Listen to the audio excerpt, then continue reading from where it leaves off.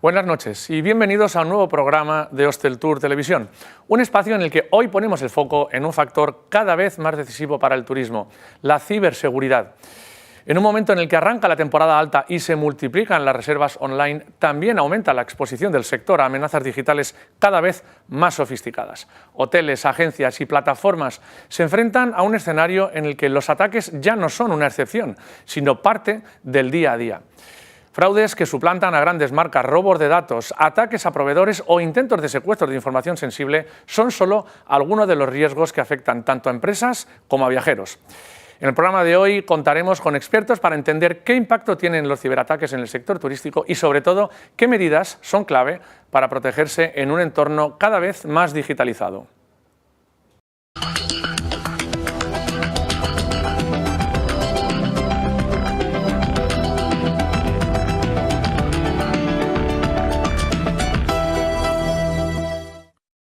Pues con nuestros invitados en el plató de esta noche vamos a tratar de contestar a estas y a otras muchas cuestiones. Hoy contamos con Llorenç Huguet, él es director de la Cátedra de Ciberseguridad de la UIB, de la Universidad de les Illes Balears. Llorenç, buenas noches. Buenas noches. Gracias por acompañarnos en Hosteltour Televisión.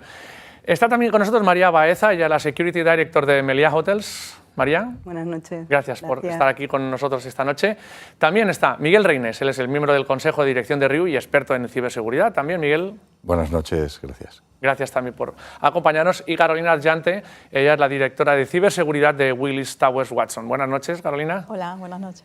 Y gracias por acompañarnos para profundizar esta noche en esa cuestión tan importante y cada vez más como es la ciberseguridad en el sector turístico. Pero antes de comenzar vamos a ver este vídeo que introduce algunas claves sobre este tema. Con el inicio de la temporada turística, la actividad del sector hotelero en España vuelve a intensificarse coincidiendo con picos de reservas y una mayor exposición digital. Este escenario, cada vez más dependiente de plataformas online y sistemas interconectados, está siendo aprovechado por los ciberdelincuentes. Un informe reciente de Checkpoint Research revela que en enero de 2026 España registró 1.988 ciberataques semanales de media, un 12% más que en enero de 2025. En este sentido, expertos en ciberseguridad advierten de un aumento de ataques dirigidos tanto a empresas como a clientes, desde fraudes que suplantan plataformas de reservas hasta intentos de ransomware en grandes cadenas. Para evitarlo, la OCU y especialistas en ciberseguridad insisten en la importancia de extremar la precaución y activar las alertas si reciben señales como solicitudes de pago fuera de la plataforma digital, ofertas excesivamente atractivas o presiones para reservar con urgencia.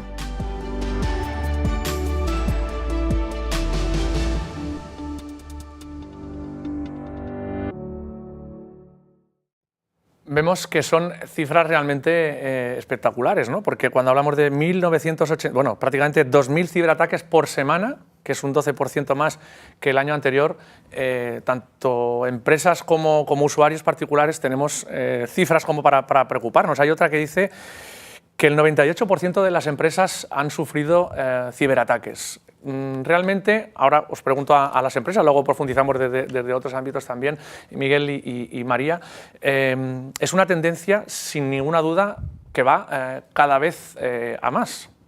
Correcto. Cada vez son más los ataques que sufrimos las empresas. Yo siempre lo comento, que una empresa que piense que no la van a atacar, como mínimo es un poco pretenciosa, ¿no? O estás siendo atacado ahora mismo o te van a atacar o ya has sido atacado. Y ahí lo que tenemos que poner foco, en mi caso como Security Director, es precisamente en prevenir a la organización para que esto pase y, sobre todo, si sucede, responder lo más rápido posible. Miguel. Bueno, realmente, María lo ha dicho perfectamente, el problema yo creo no es si nos van a atacar, sino cuándo y cómo nos van a atacar. Es decir, realmente yo creo que es un mundo muy cambiante. Yo tengo un buen amigo que, hablando de medicina, me decía el problema, y se refería a una enfermedad grave, decía, antes nos preguntábamos por qué me pasa a mí, ¿no? Y ahora lo que está diciendo es cuándo me va a pasar a mí, independientemente de que después haya maneras de paliar, maneras de corregir, maneras de intentar minimizar los efectos de este tipo de ataques, ¿no? Pero realmente es un hecho, solamente basta ver las estadísticas cuando estamos analizando lo que tiene nuestro SOC o cualquier servicio que tengamos del que dispongamos para ver que estamos continuamente parando intentos maliciosos. Sí. Es un poco como cuando hablan de los motoristas, que dicen hay dos tipos de motoristas, los que se han caído y los que Correcto. se van Correcto. y los que se van a caer. Pero vamos, aquí ya todos hemos sido atacados porque estamos hablando del 98% de las empresas. Carolina, en vuestro caso, que trabajáis con una multiplicidad enorme de empresas, no solamente del ámbito turístico, sino también de otros ámbitos, ¿cuál es el análisis primero que haces sobre esa cuestión?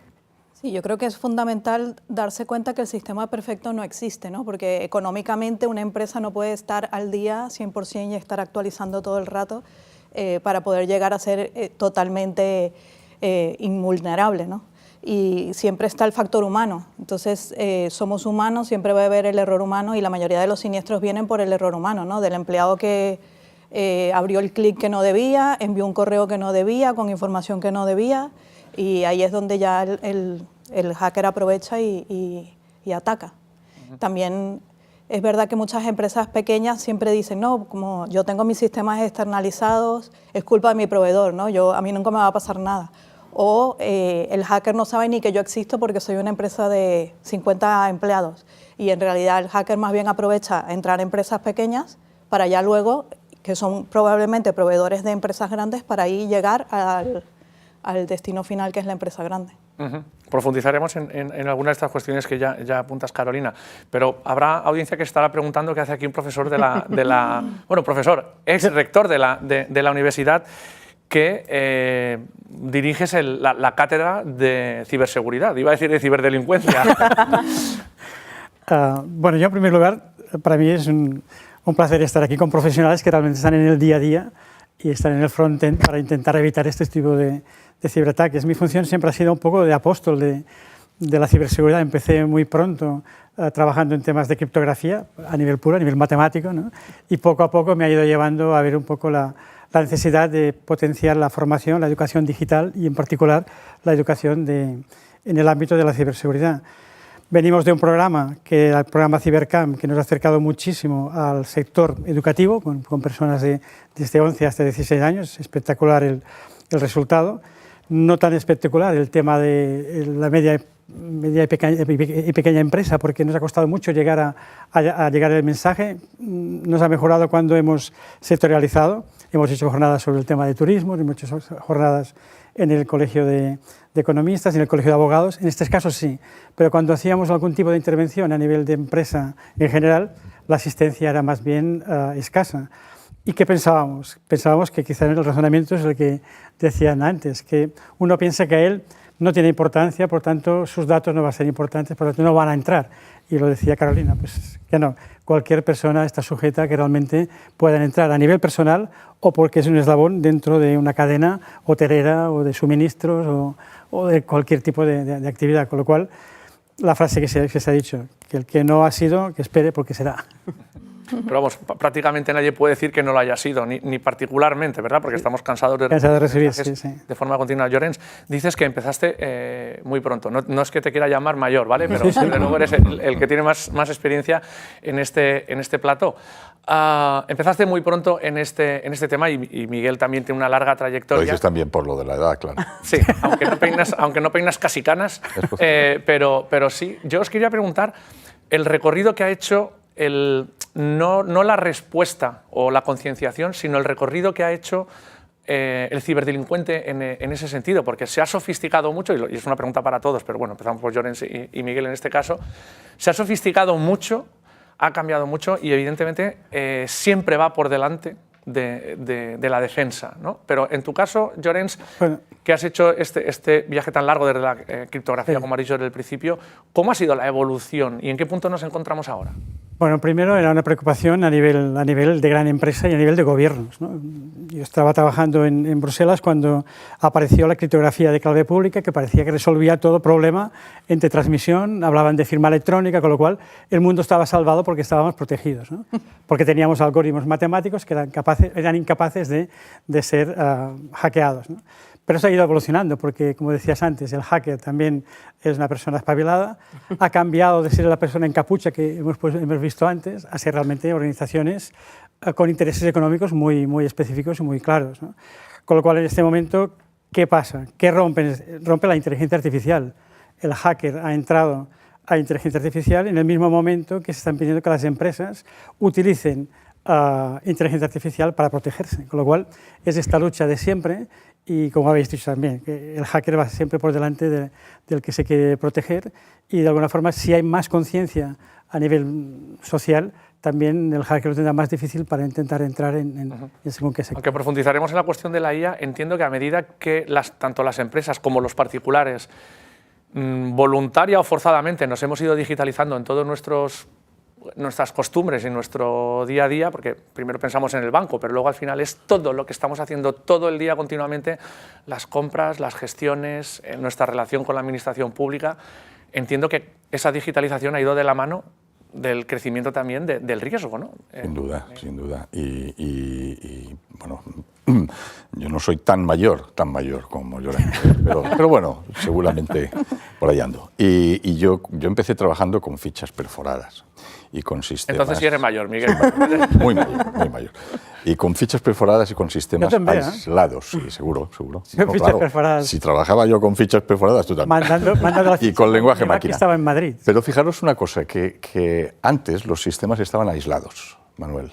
Entonces, claro, tú entrabas en un sistema, si conseguías vulnerar algún sistema, fuera el que fuere, que eran menos porque naturalmente estaban mucho más dedicados, solamente afectabas a aquel sistema. Las capas que había, no digo ya las capas OSI ni demás, ¿no? Sino las capas, todo el ecosistema, toda la arquitectura que rodeaba, digamos, la informática, dicho vulgarmente, era mucho más simple. Hoy día todos los sistemas están conectados. Hay IoT, hay el Internet de las cosas, los aires acondicionados, todos los sistemas están conectados. Hay redes, muchas redes. Cuando entras por un sitio es fácil, si tú no tienes una buena política de aislamiento, si no tienes una política y herramientas, que las hay de muchos tipos y servicios, es fácil. Por eso yo decía, ¿qué ha cambiado? Pues ha cambiado que estamos siendo mucho más vulnerables porque antes había una puerta por la cual entrar en las casas. Ahora resulta que tienes claraboyas, ventanas, tienes paredes de pladur que le pegas un golpe y entras, y eso también se nota dentro del mundo de la ciberseguridad. Carolina María. Sí, bueno, lo que comentaba un poco Miguel, perdonad, que me va. Al final yo creo que más que haya cambiado cómo los hackers o los ciberdelincuentes atacan, yo creo que la delincuencia no ha cambiado, seguimos hablando de robar. O sea, antes iba un encapuchado con un antifaz, entraba al banco y robaba, ahora no le hace falta entrar al banco a robar, porque te puedes robar unas credenciales o robarte o hacerte una copia de la tarjeta de crédito y te está haciendo el mismo robo. O sea, al final yo creo que no ha cambiado tanto el hecho de cómo los delincuentes ahora ejecutan sus maldades, sino el entorno y el paradigma en el que estamos de todo conectado, el cloud, el famoso cloud que hablamos, en la nube.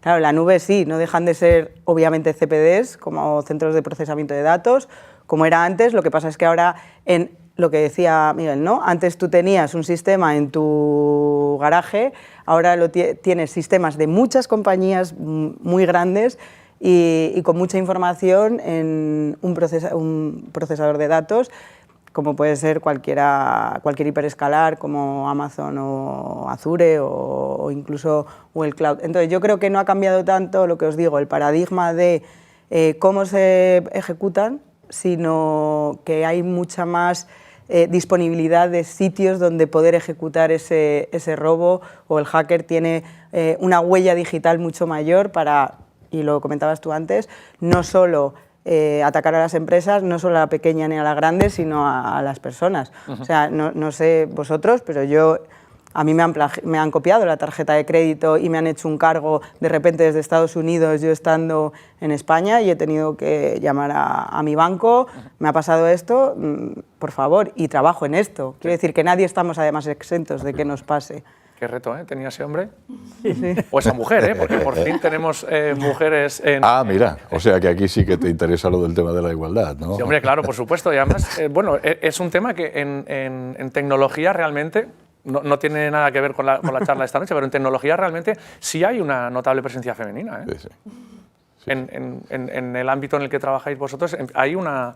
Sí, yo en un ciberseguridad incremento. No nos cada ha costado vez más. mucho que estéis vosotros hoy Sí, aquí. cada vez más. Se ve. Yo creo que cada vez más. Y en la parte de ciber, creo que también cada vez más. Yo conozco a varias CISOs de compañías grandes Sí, sí, y no, son yo- mujeres. yo- El otro Es día decir, que estaba en Madrid en hay una buenas conferencia. y hay malas también. También hay ciberdelincuentes malas, ojo. ¿Ah, sí? Sí. Estaba en una conferencia en Madrid y después de mi charla se hizo una mesa redonda todo de mujeres que eran CISOs de empresas. Claro, estaban en Madrid, es más fácil de localizarlas, ¿no?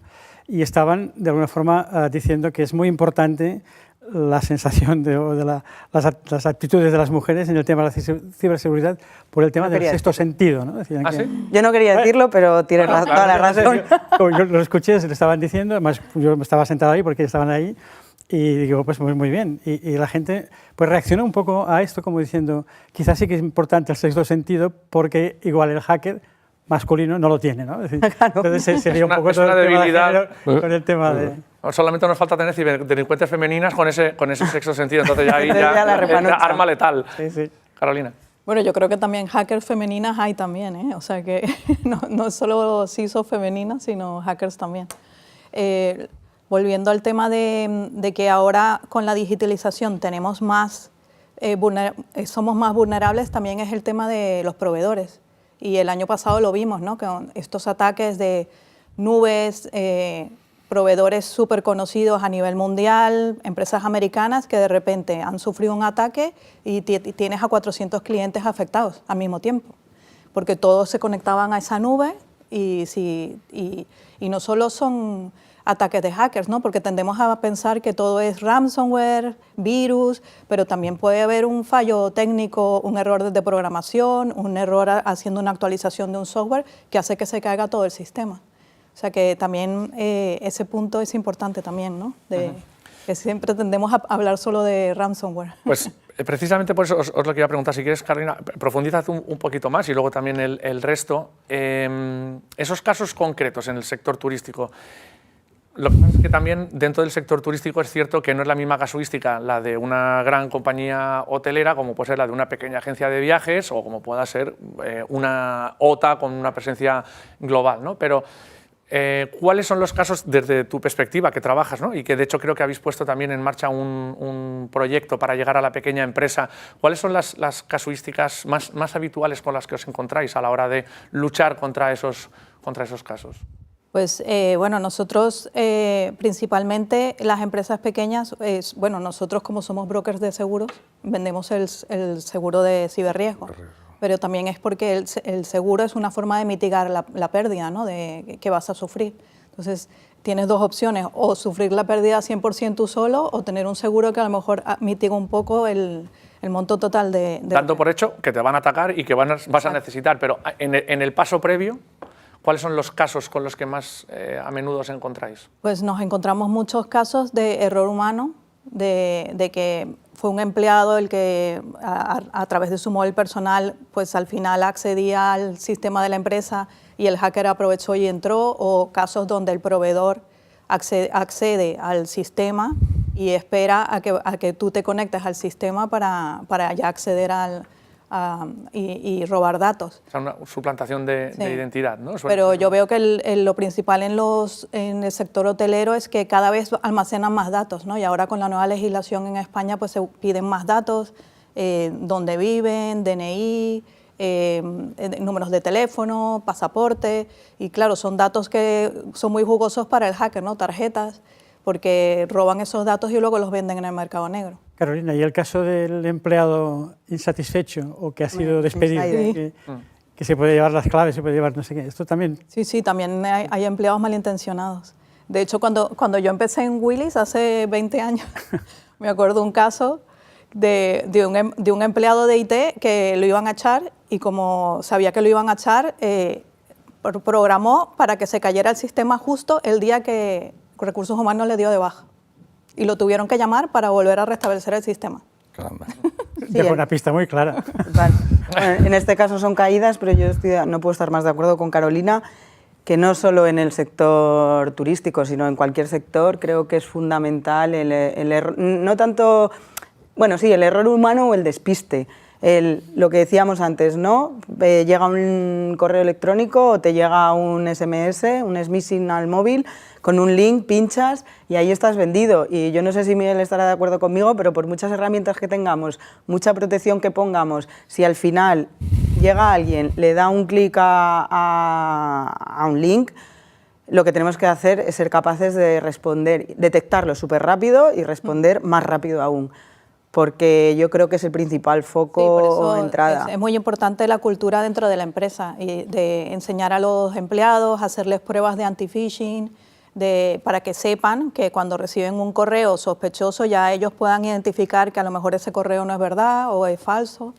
Dentro de, sí, y estoy totalmente de acuerdo. Me parece que es que lo hayamos preparado antes y no puedo estar más de acuerdo, seguramente porque todos estamos afectados de lo mismo, ¿no? O por lo mismo.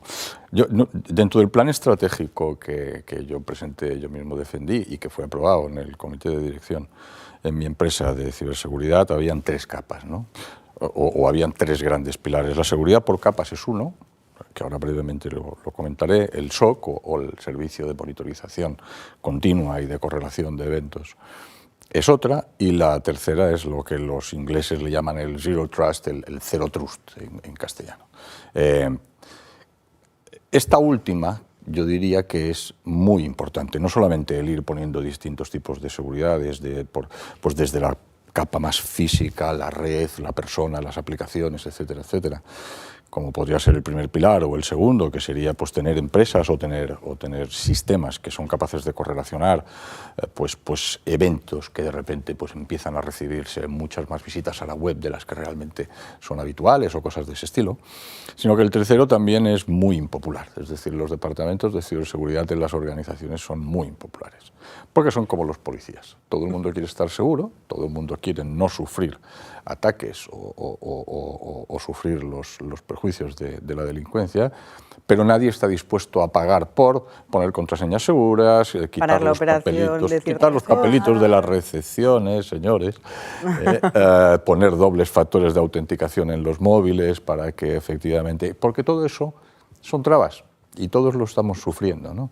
Nosotros tenemos un área dentro del Departamento de Ciberseguridad que se dedica a ir hotel por hotel y cuando acaba vuelve a empezar por todo el mundo, simplemente haciendo políticas de concienciación, pero yendo a los hoteles, yendo a Bahamas, yendo a Dubái, yendo a Maldivas, para hacer políticas de concienciación. Con todos los empleados, con todas las capas. No todos los empleados, porque sería imposible llegar a los 55.000, pero sí a los que tocan o aquellos más identificados por sensibilidad, pues que están tocando ordenadores, que están tocando sistemas informáticos o que están manejando información sensible. Claro, pero por ejemplo tú decías antes lo que podía pasar con un empleado el del aire acondicionado, que al final se tiene que conectar contra un aparato de aire acondicionado y es el señor que lleva el mantenimiento, con una formación en ciberseguridad. Sí, pero por eso sirven también reglamentos como el NIS 2, por ejemplo, pues que nos están sirviendo para protegernos incluso de la relación con los proveedores, los proveedores que son los que tal vez tú tengas muy bien protegidas, por decir algo, tus tarjetas de crédito y cumples un nivel muy alto de PCI, de SS, y resulta que quien te está facilitando las reservas pues es vulnerable. Entonces te roban los datos de tú o de tus empleados a través de ese agente tercero. Entonces, claro, al final no solamente tienes que tener tu casa limpia, sino que tienes que tener, digamos que guardada o identificada la cadena. Tus socios, tus partners también hagan Miguel, su trabajo. Del NIS 2, que creo que es muy importante, ¿no? Quizá las grandes empresas sí que estáis implementando, igual ya tenías el Esquema Nacional de Seguridad y se ha pasado al NIS 2, pero una pequeña empresa va a ser muy difícil entrar en esto, ¿no? Con lo cual, y a lo mejor la pequeña empresa es un proveedor de una gran compañía que tiene el NIS 2. Llorens, tú sabes bien claro, tú sabes que las pequeñas empresas normalmente, por no tienen ni actualizadas las versiones de los sistemas operativos, no ponen los parches que tocan porque les lleva trabajo. Y esto no es una crítica, es simplemente una constatación de una realidad. Es decir, a veces pensamos en cosas muy sofisticadas cuando lo que deberíamos es de empezar, digamos, el go to the basics, ¿no? Es decir, oiga, tenga usted un antivirus y esté al corriente del pago, quite las contraseñas, ponga los parches de seguridad sobre sus PCs o sobre sus servidores. Es decir, es que a veces nos vamos a pensar, sobre todo los que de algún modo tenemos la suerte pues, de contar con recursos y presupuesto para poder estar trabajando, digamos, de una manera pues, más profesional, ¿verdad? O sobre los sistemas de seguridad, estamos pensando en que todo el mundo está a nuestro nivel. No es verdad. No es verdad. Eso, por desgracia, como tú muy bien dices, es muy difícil de implantar en según qué tipo de volumen de empresa. Sí, sí. En tu caso, María, seguro que puedes aportar algo porque ahora eres la responsable de seguridad en Meliá, pero tu pasado en Telefónica hacía que tu visión fuera más transversal, ¿no? en todo lo que pueda ser otras industrias que no solamente sean la turística. ¿Qué nota le pones a la bueno, dime lo que ibas a decir, pero también qué nota le pones al sector turístico desde fuera? A ver, seguridad, yo creo que cada vez estamos avanzando más. Siempre se ha visto como el sector turístico vende habitaciones. Bueno, vende habitaciones, pero también lo que hablábamos antes, en este ecosistema tan digital también protegemos a nuestros clientes. Y yo creo, y sinceramente, tanto desde un punto de vista de estar dentro de una hotelera como viniendo de Telefónica, como bien decías, que se han hecho muchos avances. O sea, yo llevo 5 años en Meliá y noto, y he vivido en mi propia piel, que cada vez se ve la ciberseguridad como algo más estratégico, por lo que hablábamos. Creo que lo decía Carolina, cada vez tenemos más datos y cada vez nos obligan a tener más datos de nuestros clientes. Y al final nuestro mantra es proteger al cliente y que el cliente vea que somos excelentes en lo que hacemos, y eso pasa también por proteger sus datos. A la custodia de esos datos que transmite, porque también se mezcla un poco con esa sensación de seguridad, como decía Miguel, ese policía. Cuando vas por el aeropuerto y ves mucha policía, ¿estás más seguro o más inseguro? Cuando ves yo especialmente estoy más seguro. Yo estoy más seguro. Sí, no, pero también es cierto que se ha comentado esa sensación de exceso de procesos que a lo mejor desde el departamento comercial o de distribución te dicen, oye, no metamos tanto tal porque es que la gente se nos va. O sea, cuando le has metido 4 filtros, deja de hacer la compra porque a lo mejor prefiere ir a otro sitio donde no tenga... Pero yo creo que ahí es donde tenemos que jugar, al menos las personas que nos dedicamos al tema de ciberseguridad, tenemos que jugar entre la protección y ser operativos. O sea, yo creo que esto es fundamental. Si queremos que como profesionales de seguridad se tenga en cuenta la seguridad, no podemos frenar la operación. O sea, no se puede frenar. Y hay cosas para no frenarla. Lo que comentaba Miguel antes del Zero Trust, precisamente va en esa línea. Va en la línea de no te voy a poner 200 millones de capas de seguridad para que el usuario final o el cliente tenga que pasar una tras otra, sino que voy a proteger mi organización con muchas capas de seguridad, que además muchas de ellas es, compruebo que si vas a acceder, compruebo que tu equipo tenga un antivirus, que estés accediendo desde España de 9 a 5, que es donde tú trabajas y desde donde normalmente accederías. Y si no se cumplen ciertas características, entonces no te permito el acceso. Pero no es, no, tienes que tener un equipo blindado, estar en no sé, hacer no sé qué, poner un doble factor, no, sino que proteges más el comportamiento, es lo que se llama ahora detectar comportamientos anómalos de los usuarios. Antes de que se pueda dar el riesgo. Efectivamente, antes de que se pueda dar el riesgo. Y ahí van los modelos Zero Trust al final. Yo siempre lo digo, y ahora que con Llorens me ha invitado y se lo agradezco enormemente porque estoy aprendiendo un montón, me ha invitado dentro de la cátedra de ciberseguridad a formar parte de un curso que estamos haciendo de ciberseguridad 360. Justo yo estoy dando la parte de identidad. Ahora mismo la identidad es el nuevo perímetro. Antes yo me acuerdo que las compañías eran como un castillo lleno de barreras alrededor, que eran los famosos firewall. Eso tiene que seguir existiendo, obviamente, pero creo que ahora lo que hay que proteger es cómo se accede a la información. Yo creo que esta es la clave, cómo se está accediendo. Yo lo que dice María, claro, yo estoy pensando desde fuera, ¿no? Que finalmente el sector turístico se alquilan camas, pero lo que hacen es vender también experiencias, ¿no? Correcto. Y vender una experiencia significa que tienes que dar seguridad, porque la seguridad es confianza. Yo creo que el cliente en este momento está buscando una confianza y la va a tener en el hotel. Y un punto de confianza, la entrada, ¿no? Ya se sabe que no se puede pedir el DNI para fotocopiar, pero todavía se está pidiendo, ¿no? Sí. y se está pidiendo. Y la gente se empieza a molestar porque dice, oye, ¿y este DNI que me están fotocopiando, dónde lo almacenan? Claro. Porque si lo almacenan en una base de datos que es... ¿Crees realmente que el usuario, el cliente, tiene esa sensación? Yo creo que hay muchos clientes, en este momento yo creo que hay clientes que tienen esa sensación. Porque sí que es cierto que a raíz de la nueva ley, los nuevos requerimientos de datos, cuando hay en el front, en la recepción y en esa relación directa con el cliente, se ha producido un rechazo inicial a todos los datos que me estás pidiendo, ya no por seguridad, sino por la incomodidad de tenerme aquí 10 minutos más.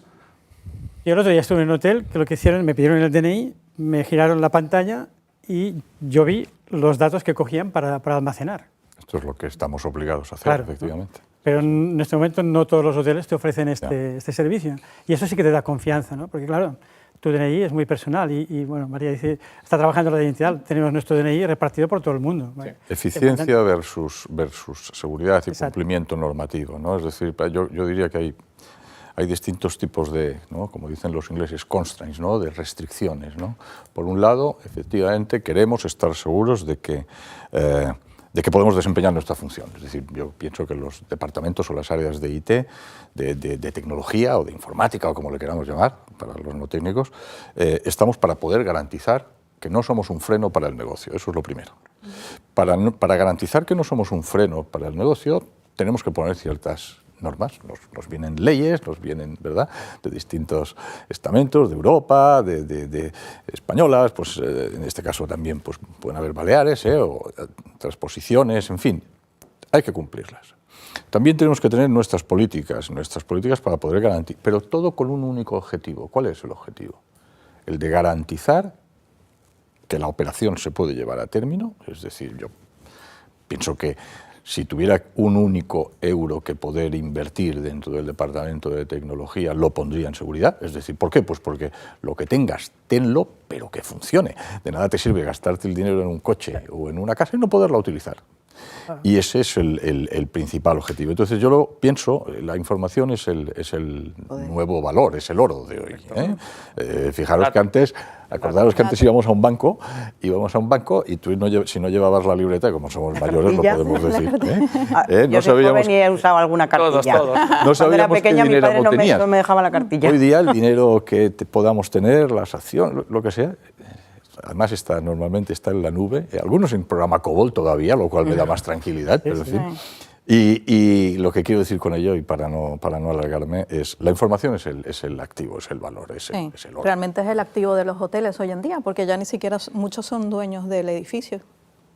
O sea, efectivamente, muchos. Pues vamos a seguir con esta charla, algunos temas que hemos apuntado, pero vamos a hacerlo después de la publicidad. Nosotros volvemos en unos instantes.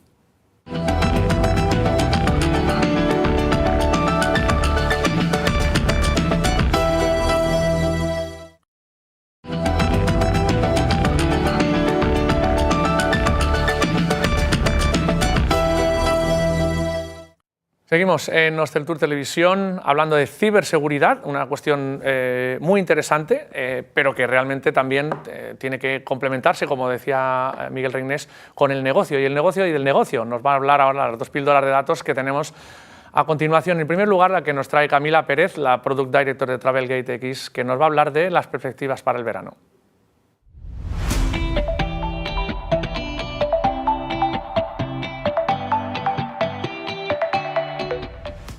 Hola de nuevo, seguimos analizando datos en Travelgate y hoy ponemos el foco en las perspectivas para este verano 2026. El mercado nacional se mueve con fuerza y ya tenemos un ranking claro de los destinos que marcarán la pauta. Andalucía se sitúa en cabeza con un 19% del volumen esperado y un crecimiento sólido del 22% respecto al año pasado. Le sigue muy de cerca Cataluña, con un 18% de cuota y un incremento del 11%. Pero si hablamos de ritmo, la Comunidad Valenciana es la gran protagonista. Escala hasta el 13% de cuota, con un crecimiento espectacular del 32% frente al 2025. Un dato clave para los hoteleros es el volumen de ventas que ya están cerradas a día de hoy. Aunque Baleares y Canarias cierran el top 5 en volumen esperado, son los destinos que tienen más trabajo adelantado. Ambos tienen ya un 26% de sus reservas totales aseguradas. Esto nos indica que el viajero de islas sigue siendo el más previsor, especialmente en Baleares, donde la antelación media llega a los 83 días. Analizando ahora la rentabilidad y el tiempo de estancia, vemos una tendencia general de ligero aumento en los precios medios por noche. Baleares no solo lidera en antelación, también es el destino más exclusivo con un precio medio de 231 euros, lo que supone 10 euros más que el verano pasado. Andalucía y la Comunidad Valenciana empatan con 200 euros por noche, aunque destaca especialmente el caso valenciano, que registra la mayor subida de tarifa del ranking con 15 euros más que en 2025. En cuanto a la duración de los viajes, Canarias se mantiene como el destino preferido para estancias largas, con una media de 5,8 noches. Es evidente que el precio es un factor determinante en esta tendencia, ya que con 161 euros por noche, Canarias ofrece la tarifa más económica del top 5, facilitando así que el viajero prolongue su visita. En definitiva, un verano de crecimiento constante donde el equilibrio entre precio y estancia marcará la diferencia. Muchas gracias y seguimos con más datos.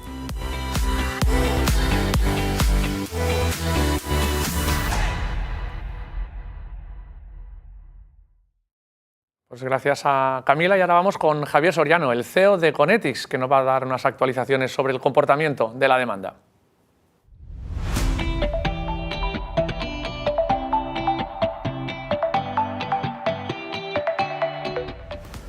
Buenas. Hoy queremos compartir una serie de actualizaciones a indicadores que estamos monitorizando sobre la tendencia y evolución de los patrones de demanda y reserva de este 2026. Lo que analizamos, como siempre, sobre 3 puntos: evolución en el tráfico y formalización de reservas, su impacto en ADR y tipología de tarifa. Tráfico y formalización. Vemos que el ratio de tráfico de consultas que se reciben desde mercados internacionales está ahora en una curva de crecimiento, 3% respecto al de hace unas semanas, es decir, el apetito de demanda se mantiene. Además, los ratios de conversión, las reservas, han aumentado situándose en casi un 4%. ¿Cómo evoluciona el ADR? Se sigue observando mayor optimización para las formalizaciones de reserva con llegadas en temporada alta, compensando así niveles similares a los del año anterior para reservas de cara al inicio de temporada. Dependiendo de zona y tipología de hotel, vemos horquillas que van desde el 2 al 4% en cuanto a su grado de optimización. Se mantiene evolución de números que vimos hace unas semanas. Tipología de tarifa. Ahora mismo siguen predominando las políticas flexibles, siendo estas más del 85% de las formalizaciones. Y se ha observado además una tendencia mayor en mercados internacionales, algo normal al tratarse de formalizaciones de cara al 2026. Si bien es cierto que para el mercado nacional y mercados de proximidad tendrán mayor impacto políticas no reembolsables de cara a estas fechas futuras, para ser las más cercanas al último minuto, como veíamos, los cuales iremos contando su evolución, como habíamos mencionado en anteriores semanas. Nada más, como siempre, un placer compartir datos con todos vosotros.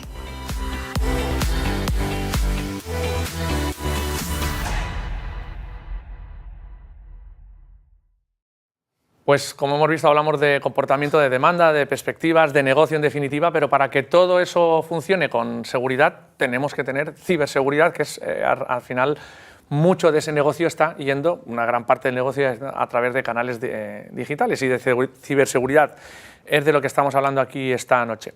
Y yo me había apuntado dos cuestiones que a raíz de vuestras intervenciones anteriores creo que son un poco clave a la hora de posicionarte, o por lo menos tarde o temprano van a acabar llegando, ¿no? Que son, por un lado, la sensibilización, y cuando digo sensibilización me refiero a esa cultura de seguridad en la casa, mucho más, por lo que os he escuchado anteriormente, mucho más integrada en grandes organizaciones que en las pequeñas, y ahí hay un trabajo sin ninguna duda importante, es decir, por un lado la sensibilización, pero por otro lado está la formación, que entiendo que también, como decías tú, Miguel, en una intervención tuya anterior, no solamente es una cuestión de las capas en su relación directa con la tecnología, sino que en muchos otros ámbitos de equipos de vuestras empresas, en vuestro caso, o de gente con la que vosotros trabajáis, también tienen que estar formados en ciberseguridad.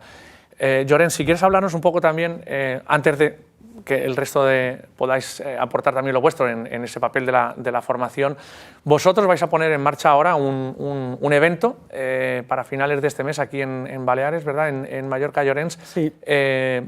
Focalizado precisamente a la formación. ¿Cuáles son las capas más sensibles?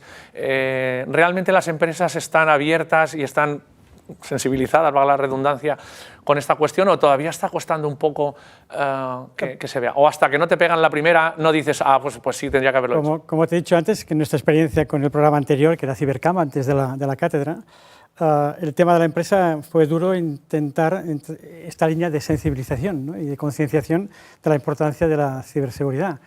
Nosotros pensamos que la ciberseguridad finalmente acaba siendo un pilar de la transformación digital y se dice no hay una transformación digital sostenible si no es segura. Esto es también una frase bastante manida, ¿no?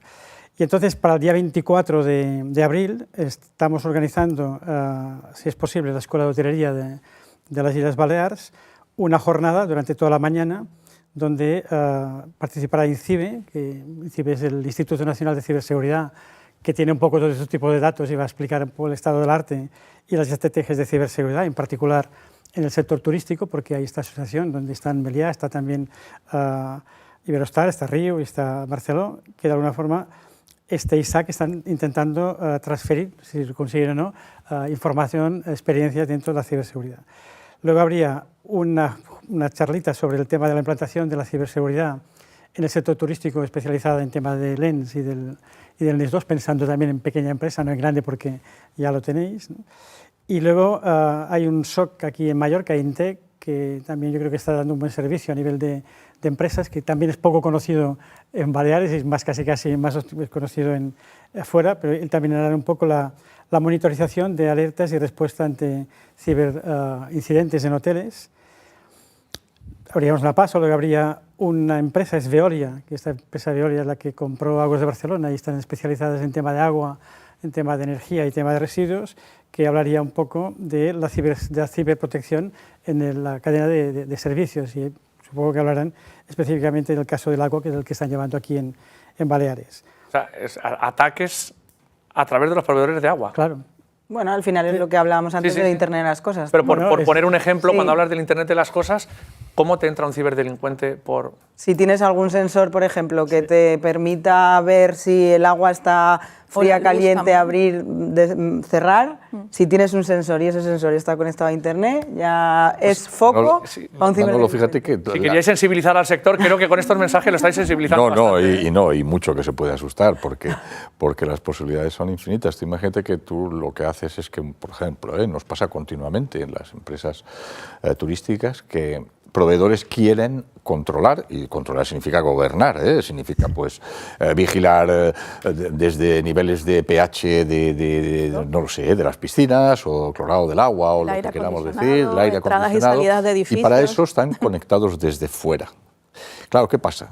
Tú puedes tener muy protegida toda tu red, pero imagínate que por el motivo que fuese, ellos no están igualmente protegidos y a partir de ahí entonces entra un malware o entra cualquier tipo de historia. Y se han dado esos casos. Se han dado.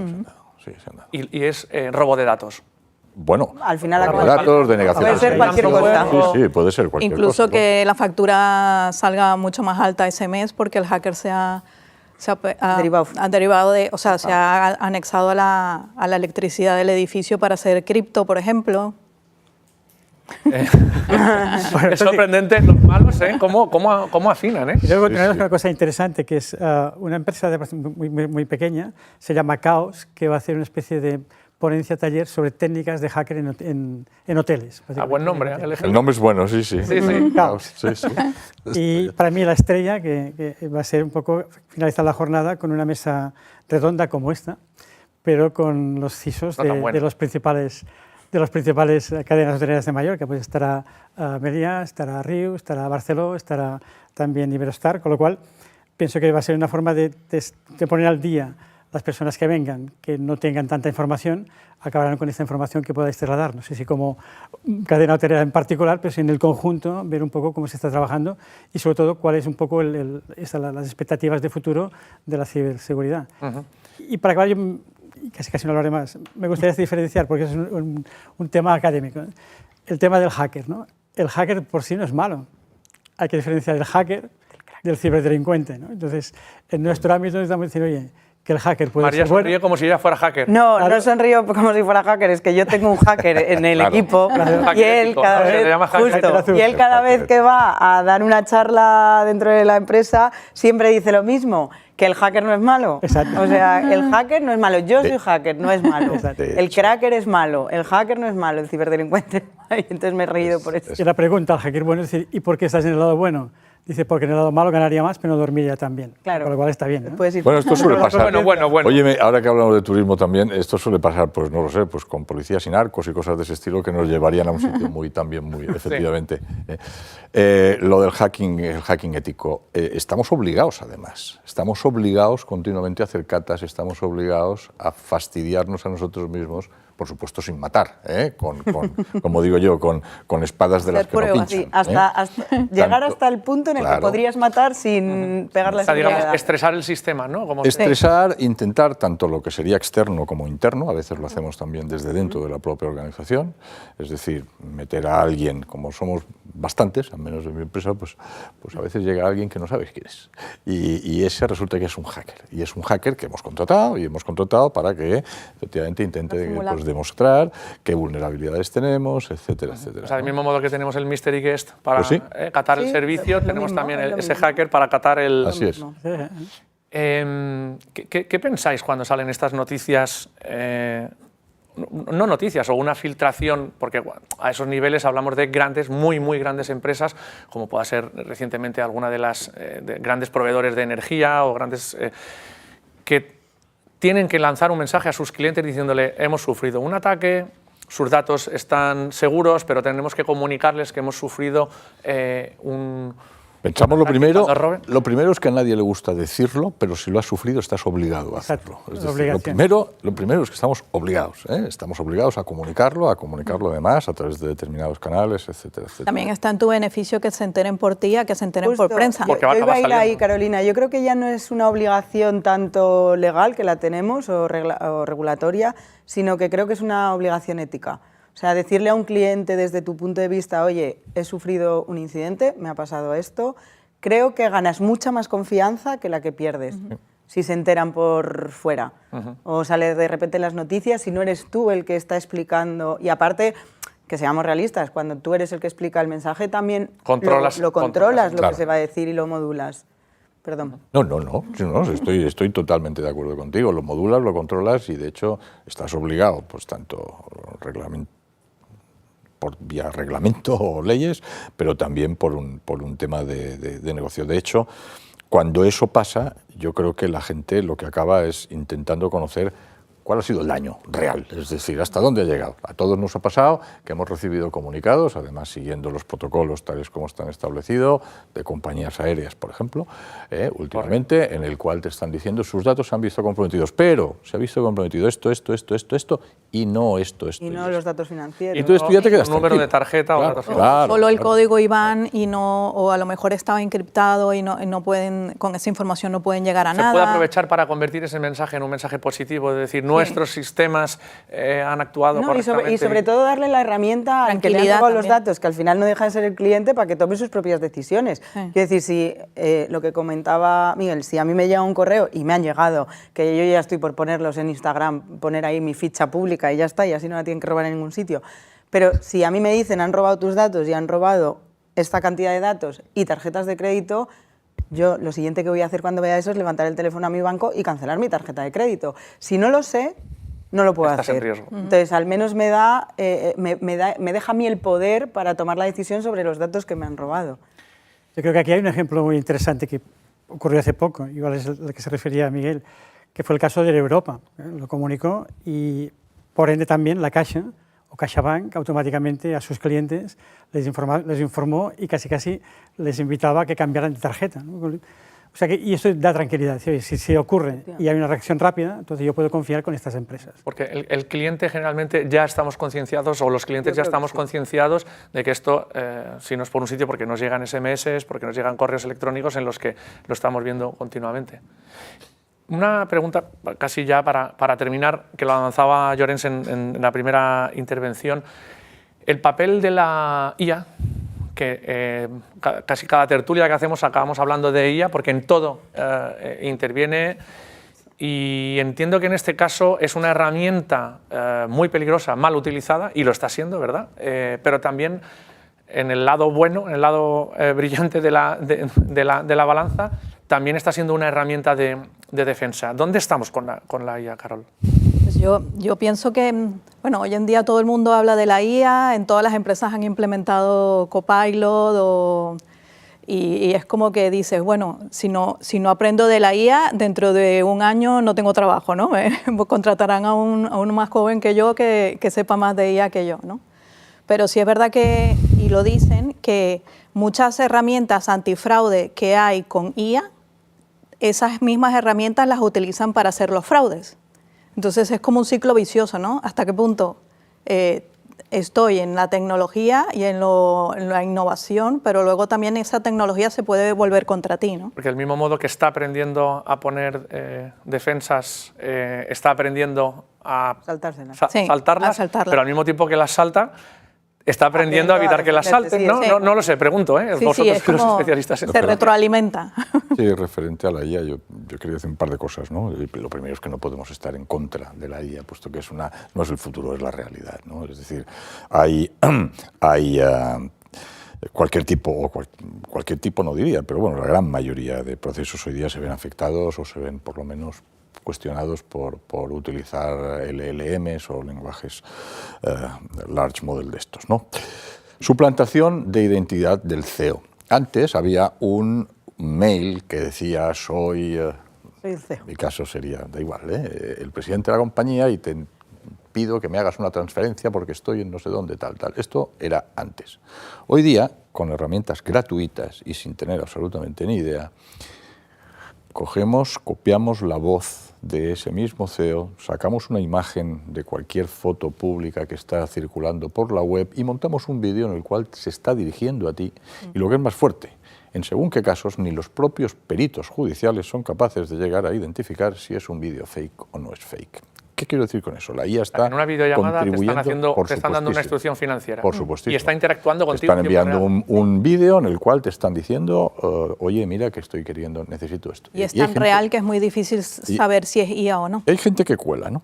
Por otro lado, uso positivo de la IA. Lo que antes eran firmas, por ejemplo, firmas de antivirus, pues hoy día ya no, los antivirus ya no van por firmas. Firmas significa identificar un determinado patrón dentro de un código, por ejemplo, ejecutable de un programa, ¿no? Hoy día ya la IA, es decir, están aplicando algoritmos o procesos de inteligencia artificial para poder detectar si efectivamente eso, sin tener que detectar ese código concreto o es o no es malicioso. Quiero decir, como todo, las armas son buenas, depende, si son para defenderme sí, si son para atacar no. Y yo creo que ahí el kit de la cuestión está en que los ciberdelincuentes tienen menos gobierno, tienen más agilidad. Y las empresas, cuando usamos la IA... Es decir, menos gobierno, menos compliance, sí, menos reglas que cumplir. Efectivamente. Y además, aunque las tuvieran que cumplir, no las van a cumplir porque son ciberdelincuentes. Hay un código de malos. Claro, es un código de malos. Pero también es verdad que... También es verdad que antes, por ejemplo, tú veías que intercalaban una letra en el email, entonces tú veías que era tu mismo email pero con una letra o de repente tenían errores ortográficos. Sí, esa es la sofisticación que siempre hablamos. Y ahora es como perfecto, o sea, el email es el mismo, la traducción es prácticamente perfecta. Incluso con el estilo... No, y hablándote de ti, de cosas que saben de ti, porque llevan 6 meses rastreando tus correos. O sea, de hecho, tú si le preguntas a ChatGPT, hazme un correo, si soy el director financiero de una empresa, hazme un correo de phishing, alucinarías, o sea, es perfecto, perfecto, no hay duda. Y ahí volvemos al punto de partida y lo que habéis comentado antes, la sensibilización es fundamental y lo que se dice en seguridad, segregación de funciones.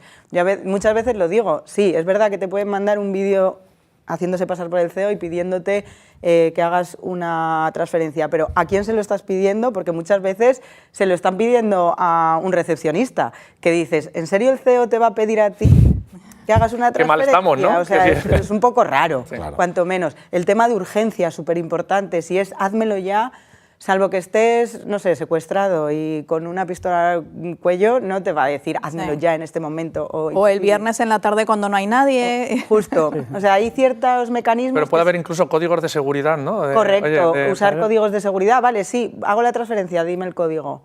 Quiero decir que hay mecanismos que se pueden utilizar para intentar evitarlo, aunque el perito no sepa si Realmente hasta ese punto se da, es decir, de tener que decirle a tu CEO, el código es bueno, pues el nombre de tu perro que se llama Pancho. No cuesta nada hacerlo, ¿eh? No cuesta nada. No cuesta nada hacerlo y te puedes salvar. No, pero quiero decir, te salva. Se da. De hecho, Claro que te de hecho, salvará. una de las medidas es hacer el callback que llaman, que es llamar por teléfono para ver si realmente ese eres tú el que ha mandado ese correo. Bueno, no pasa en alarmas, si tenéis alarma en casa.